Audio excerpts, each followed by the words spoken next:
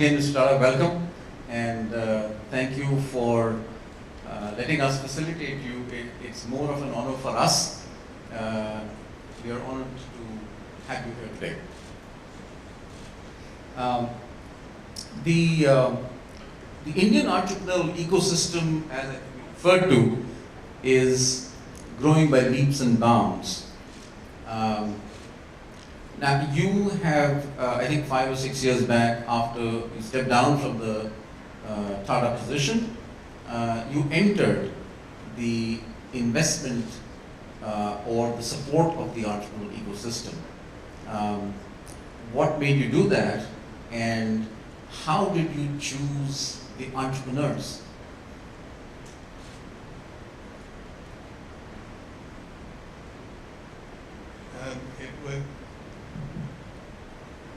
It was partly by accident and partly by happenstance.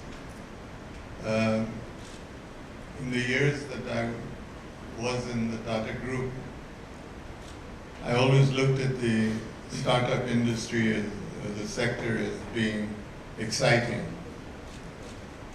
but somewhat untouchable, because somewhere or another there would be a conflict of interest with the Tata Group in terms of what they did.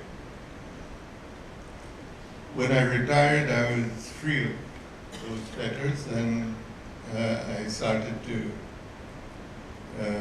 make small token investments in what I consider to be exciting companies with my own money. Contrary to common belief, my pockets are not so deep. And so what I had to do was perhaps take greater personal risks than I might have under different circumstances. Then it became a 2 or 3 year learning exercise, because it's a sector that's very active,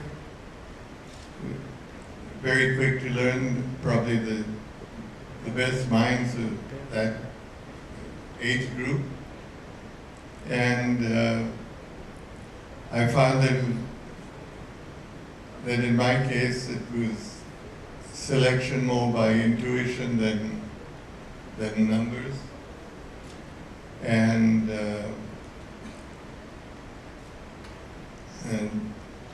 very importantly, judgment of the founders. In fact, I would say talking with the founders and drawing conclusions from their attitude, their maturity, and their seriousness meant more to me than any other single factor that enabled me to make a decision, good or bad, as the case might be. Very insightful. So effectively, what would you suggest to an entrepreneur while he's building a company? Some of them, of course, you do not back, but fundamentally, any advice for young entrepreneurs starting off? A few do's and don'ts? Well, not being in a startup company myself, it's hard to answer that question. I would say that what probably drives an entrepreneur to start such a business is a fire in his belly that there's a better way to do something that has been done, or a good opportunity to undertake, to make a difference, because it's not being explored ethically or well enough. And then the courage and the tenacity to see it through, good or bad, to make it happen. Excellent. Do you see the quality of companies, whether in the business model, differentiated product or technology or revenue model, improving day by day? Yes, certainly, because the number of companies is bigger, the monies involved, the magnitude and scale is higher, and the knowledge base has grown. Has grown. So, there is the copycat models. people who may do something very well, but the business model is a given that exists somewhere else, or it's a brand new business model that's being explored at a much higher risk. Now, India is seeing a reasonably good quantum of venture seed capital coming, or even late stage capital coming into the country. Many of these companies are on a monthly basis burning a lot of cash. Do you think this is a lasting model? I couldn't comment on that. I think if you look at other countries where this has been somewhat longer in existence, it goes without saying that this is a sector that will grow. And it already has proven that to be the case. It will continue to do that in the coming years. And many such companies we are seeing today are becoming very large and dominant in the country, and some of them are going global also. What's the right time to go global? Because you're burning a lot of cash, etc. And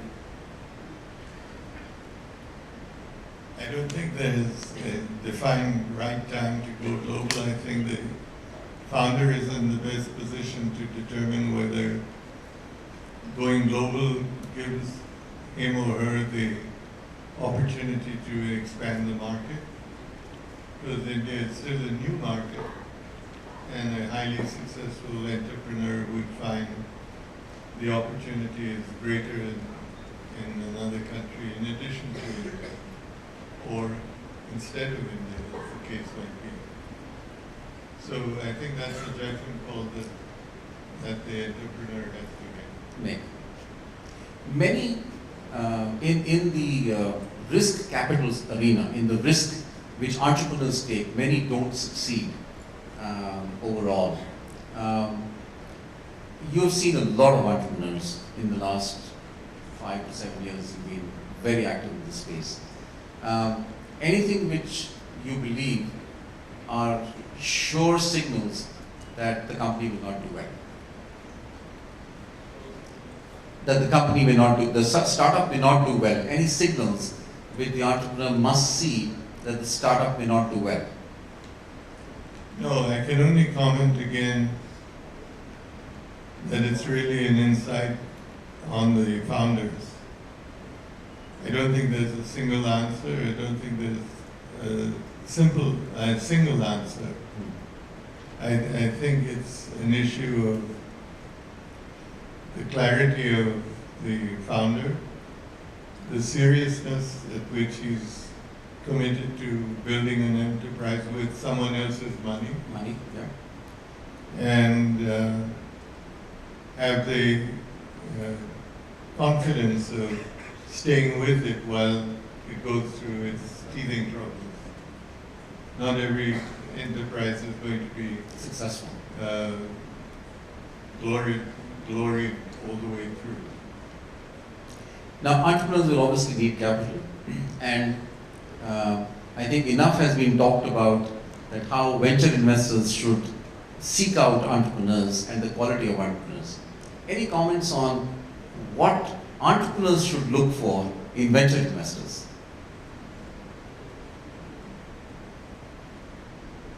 I just mentioned to you earlier that what I found was the evaluation of the founders, their seriousness and their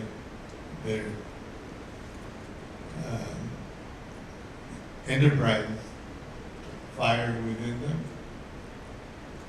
and also the intuition of the business that they were in would be the two factors that you have to make a judgment call on. So the same qualities would hold good for the entrepreneur selecting a VC? Yes, I would think so. Okay, no, that's very valid. A large part of the capital, Mr. Tata, comes to India from international. And the domestic capital is a small quantity right now. Any thoughts on this paradigm? Do you think it will change over the next few years? As an Indian, I would hope that it would change and that we would have, or that the sector would have access to funds from India rather than from overseas, which may distort the ability or the direction of the company, maybe rightly in some cases, but unfortunately in others, where the venture is whisked out from the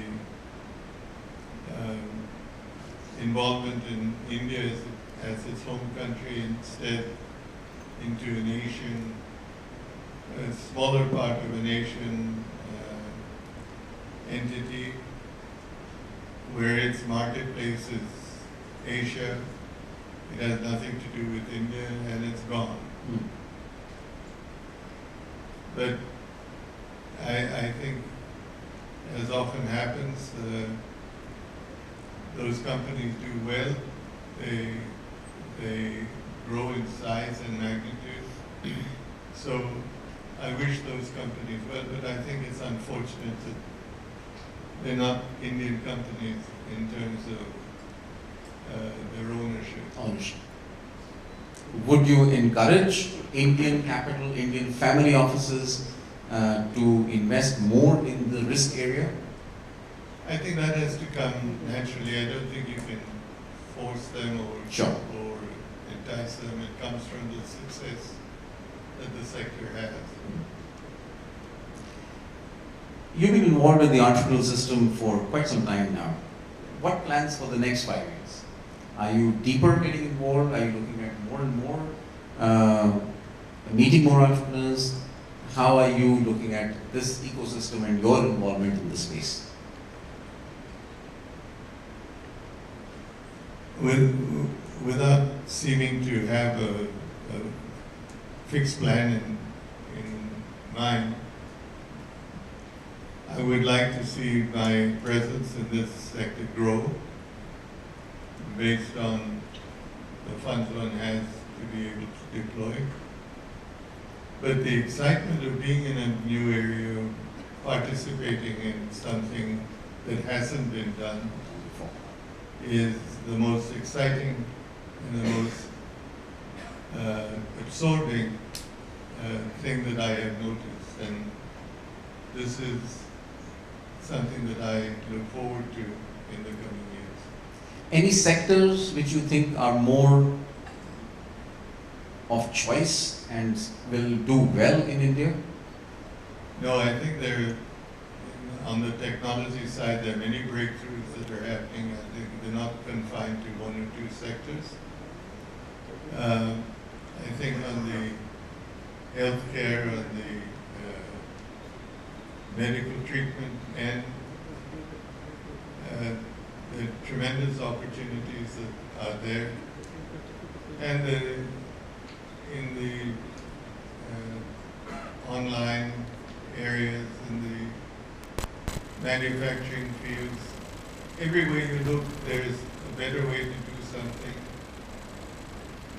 and the opportunity is great for a startup company because their legacy costs and the big companies, where there's a tendency to not make the transition to a newer, better way to do things. So the opportunity is there. It needs courage, it needs imagination, and it needs a lot of tenacity. No, thank you. And again, I think this is a great message for young entrepreneurs. India is to us like it has never been before. It's a great time for starting new companies, building them to a great level, taking that risk, and there is capital available in the country today. Yes. Thank you so much, Mr. Tata. Any last comments would you like to make? No, I don't, other than what I said earlier. I wish this sector all success. I am so glad to see it growing into what you have just in microcosm in this room. And I just hope it continues to grow and become more prominent in the field. There's a plus to this too, because more and more big companies will, in one form or another, recognize that there is another way to do something. And that something might be a better way to do something. Cheaper, more cost-effective, greater capabilities. And the fact that it is given an opportunity to energize in that way is a great thing for India. We're entrepreneurs at heart. Maybe what we need is the opportunity to flourish. And I think that the startup industry is doing just that. So I wish the sector all success. Thank you so much.